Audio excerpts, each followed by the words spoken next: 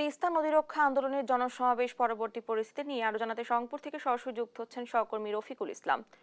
রফিক, তিস্তা বাঁচাও কর্মসূচি নিয়ে কি বলছে তিস্তা পাড়ের মানুষেরা?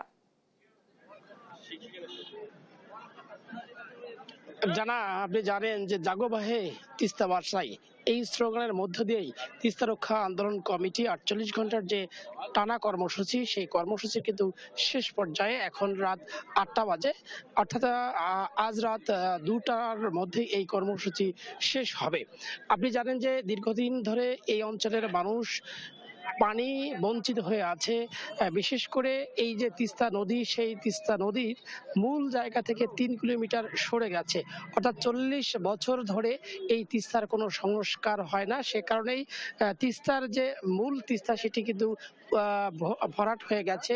এ কারণেই বন্যায় অল্প পানিতে কিন্তু উপচে যায় এবং খরায় মরুভূমি হয়, অর্থাৎ পানি না থাকার কারণে কিন্তু এই অঞ্চল অনেকটা মরুভূমি আছে। এই যে মরুভূমি থেকে হাত থেকে রক্ষা করবার জন্য দীর্ঘদিনের যে আন্দোলন, সেই আন্দোলনের অংশ হিসেবে 48 ঘন্টার যে কর্মসূচি সেটি চলছে। আপনি জানেন যে এই আন্দোলনকে ঘিরেই গতকাল বিকেলে বিএনপি বিএনপির বিএনপির যে মহাসচিব মির্জা ফখরুল ইসলাম আলমগীর তিনি উদ্বোধন করেছিলেন এবং আজ বিকেল 5টায় বিএনপির ভারপ্রাপ্ত চেয়ারম্যান তারেক রহমান তিনি এই আন্দোলনের সঙ্গে সংগতি প্রকাশ করে বক্তৃতা করছিলেন।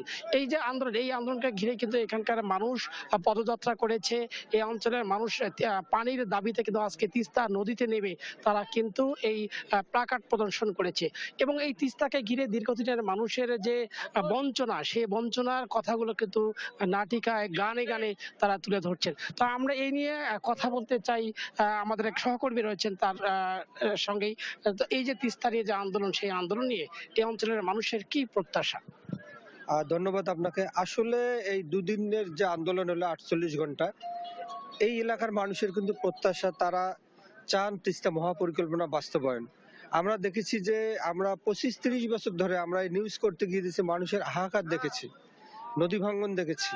তা মানুষ আর রিলিফ টিলিফ চান না, মানুষ চান তিস্তার মহাপরিকল্পনা বাস্তবায়ন, তিস্তার পানির ন্যায্য দাবি। তাদের এইটাই দাবি যে নদী খনন করে দুপাশে বাঁধ দেওয়া হোক, তাহলে প্রচুর জমি বেঁচে যাবে, মানুষ আবাদ করে খেতে পারবে, মানুষের আর কষ্ট থাকবে না।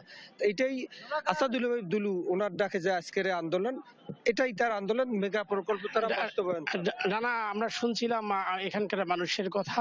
এই অঞ্চলের মানুষের একটাই দাবি তিস্তা মহাপরিকল্পনা বাস্তবায়ন এবং তিস্তার ন্যায্য হিস্সা। যদি তিস্তার ন্যায্য হিস্সা না দেওয়া হয় নতুন করে আন্দোলন করবে, এমনটাই তারা বলছিলেন। জানা।